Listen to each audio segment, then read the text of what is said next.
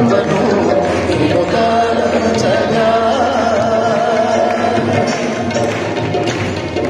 నిజంగా ఆ శ్రేష్టత్వం, ఆ ఆశీర్వాదం నిజంగా నీకు కావాలనుకుంటే ఇప్పటి నుంచే సిద్ధపడు. ఆ 4 రోజులకి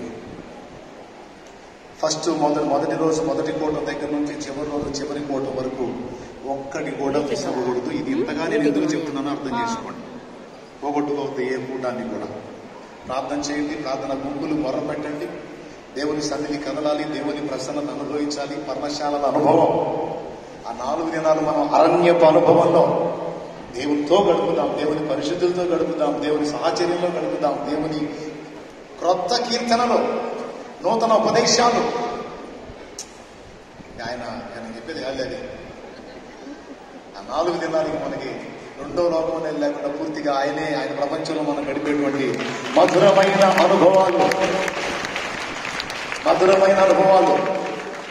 మీరు ఎవరెవరు ఏమేమి సమకూర్చగలరో, రైసు దగ్గర నుంచి ప్రతి ఏర్పాటు, ఎందుకంటే అక్కడ భోజనాలు ఉంటాయి కదా, దానికోసం ఎవరెవరు ఏమేమి చేయగలరో, స్టీల్ పాత్రల దగ్గర నుంచి, కాళ్ళగడ్డల దగ్గర నుంచి, హస్తంగడ్డల దగ్గర నుంచి, పాత్రల దగ్గర నుంచి, గ్లౌజుల దగ్గర నుంచి,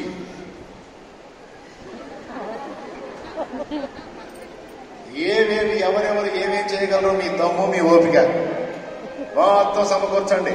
ఇదే చెప్తున్నా, అన్నిటినీ సమకూర్చండి. ఎవరికి అవకాశాలు ఉంటే, ఏవేవి అవకాశాలు ఉన్నాయి అవన్నీ కూడా వినియోగిద్దాం. గడిచిన సంవత్సరాలు అలాగే పంపించారు, అలా చాలా వచ్చినాయి, మొత్తం వాడాం. దేవునికి స్తోత్రం. ఈసారి కూడా అన్ని రకాలుగా మీరు ఏవేవి చేయగలరో అక్కడ అవసరతలు చూసి ముందే సమకూర్చేయండి.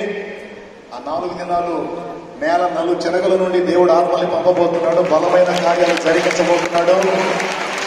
అది నేను చెప్పడం కాదు, నా దేవుని కార్యాలు మీరే చూడబోతున్నారు. ఆయన బలంగా కదలబోతున్నాడు, బలమైన తన బాహువును చాపబోతున్నాడు. గొప్ప గొప్ప కార్యాలు రెడీగా ఉన్నాయి. కాబట్టి ప్రార్థన చేసి సిద్ధపడండి.